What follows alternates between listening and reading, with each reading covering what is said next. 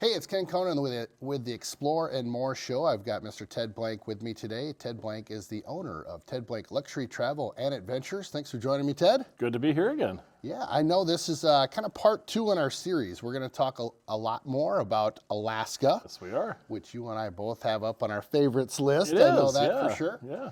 And today, if I recall right from our kind of pregame in here, we're going to talk about a couple different spots or ports that we'd pull into and things to do and kind of some fun activities or excursions. Yeah, Perfect. yeah, because, people go to Alaska on a cruise, not for the cruise itself necessarily. It's the ports and it's the glaciers and it's seeing things and getting Yeah. off the ship and seeing some of those things. That's really why, Alaskan cruises are so popular. And so, yeah, we'll talk about some of the very popular ports, maybe some of the less popular ports. And, Love it. What's it look like when you pull into port? What happens? How does the day unfold? I like it. So.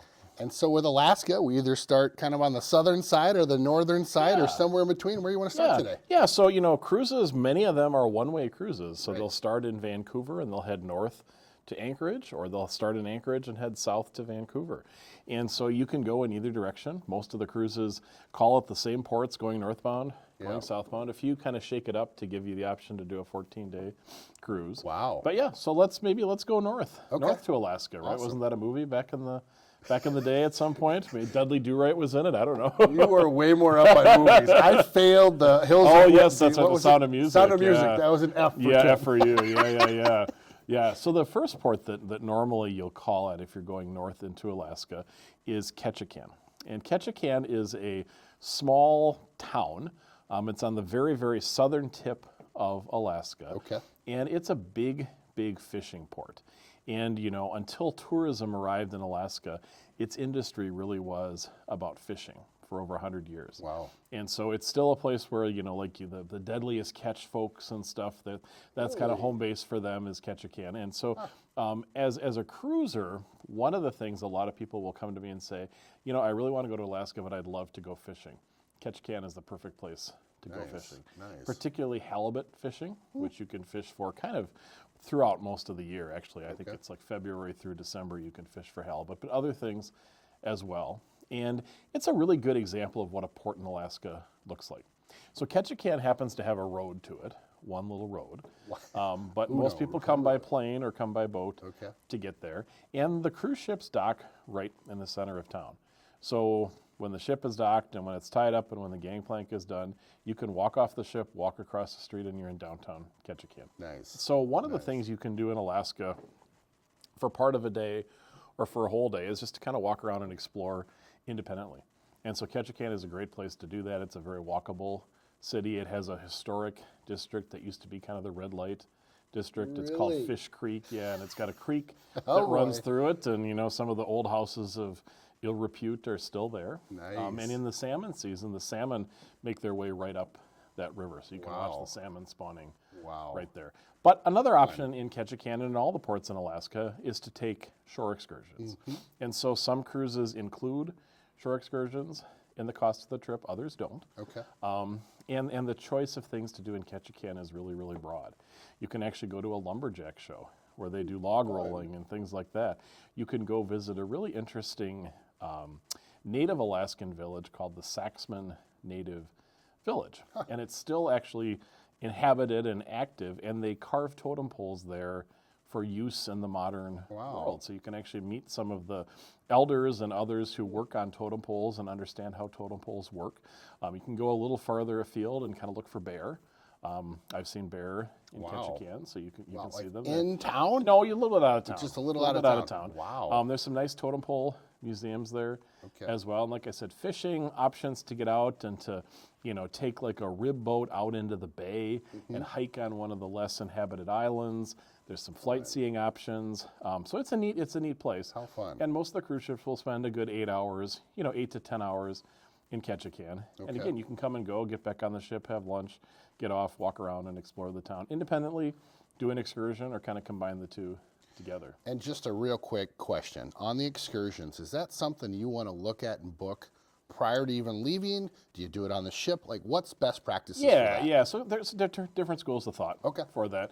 And when we work with clients who are going to Alaska, after they book the cruise, after we've got that part of it figured out, we'll very often sit down with them and walk through and help them book Okay. the excursions right away. Awesome. Because there are some things you can just show up and book, Okay. but a lot of the good stuff gets taken right away. Right, makes And there are sense. too many tourists and too few options in Alaska, so stuff will get sold out. Okay. And I always joke, if it involves puppies, if it involves a helicopter, or if it involves a boat, it'll probably sell out really, really quick. Nice. So, but you can find excursions just on the dock. You can get off and find excursions. I think the ones that the cruise lines book directly through the cruise lines are the ones that we work with some of our established suppliers on. I think they do a little bit better job and have Okay. a little better product for people to Okay. enjoy. Awesome. And just quick side note, I think I heard this, but I'll just verify with you.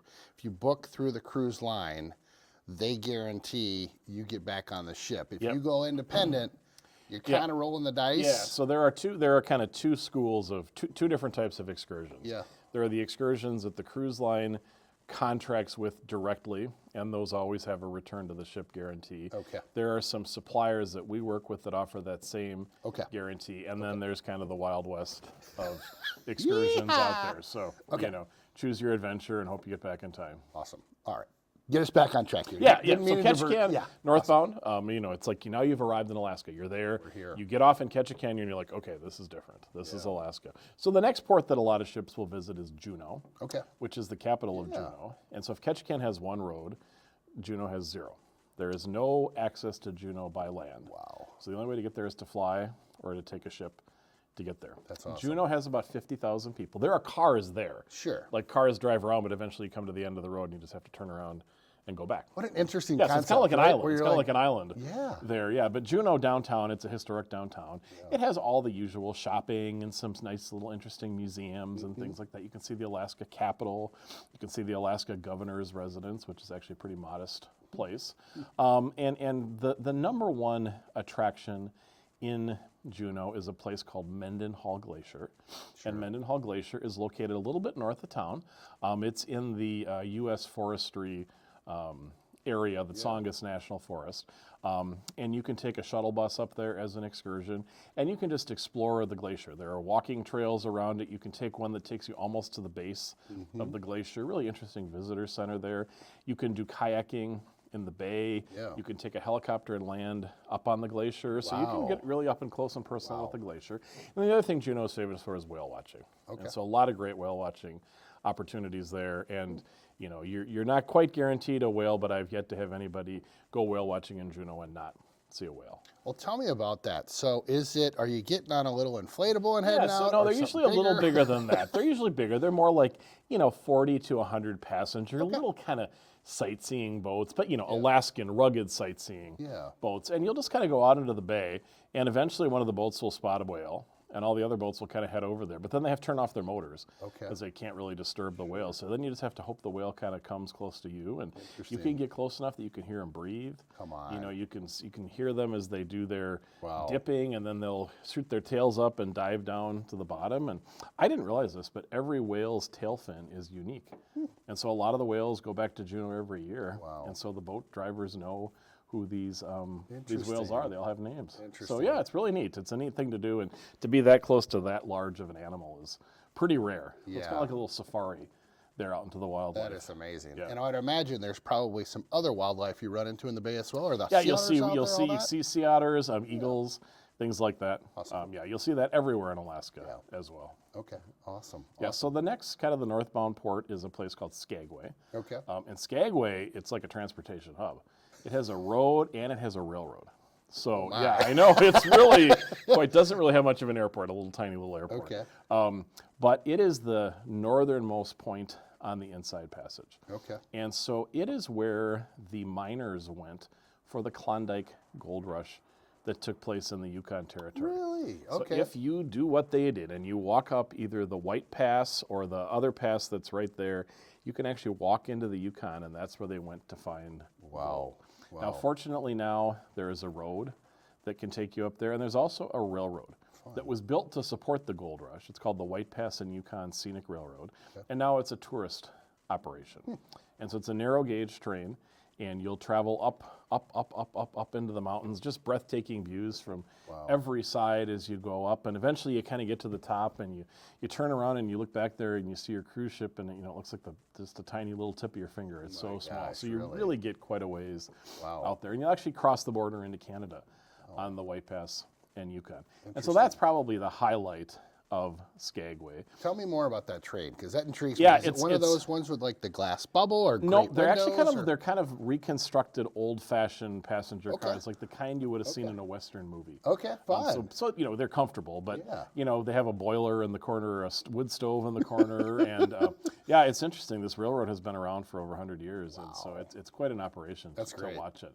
And Skagway also has a historic downtown. Okay. That is a National Historic Landmark. And so it has buildings that were from the gold rush time that are preserved and are museums, shopping, restaurants, really good gin distillery, by the way, in Skagway, and a really interesting museum about the gold rush that I really recommend folks go to. The White Pass train takes about 2.5 hours to go to the top and come back. So plenty of time to do other things in town. Tons of hiking trails if you want to go hiking on your own, and all sorts of opportunities to get out into the wilderness and go whitewater rafting and things like that, biking, mountain biking and stuff. So, something for everybody in Alaska, which is, I think, a good kind of something to keep in mind is that, maybe Grandma and Grandpa want to take the train, but the grandkids want to go mountain biking. And you can definitely do that on an Alaskan cruise in Skagway. How fun. I would have never guessed you could mountain bike or even whitewater raft. Seems like you'd have to go further inland and some of the rivers that, the rivers all end up there as well, and all the glaciers melting. There's always a lot of water in Alaska. So it's a neat place. It's one of my favorite cities in Alaska. And one of my kind of insider tips is if you're cruising out of Skagway and heading, out of the port, go back and stand on the stern of the ship and just look behind you. It's one of the most beautiful panoramas in the state. I think that just unfolds before you. That's awesome. So really a neat place. That's awesome. I love it. Yeah. Love it. So then, every cruise to Alaska will involve a visit to one of the glaciers. Okay. Yeah. So some of the very popular ones are Glacier Bay National Park, Hubbard Glacier, Misty Fjords, National Park, College Fjord. There are quite a few places where the ship will actually sail into a bay or even a fjord and sail up to the front of a glacier, the base of a glacier, where that glacier hits the water, and that's it. That's where the glacier ends. And you stay on the ship, and the ship does kind of a slow pirouette around, and you can just sit there and watch the glacier. Love it. You get very, very close. You can hear it. You can hear the cracking.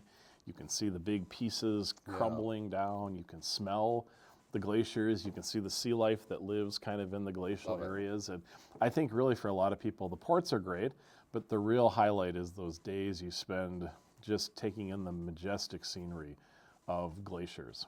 And so it is really, I think, a highlight of Alaska.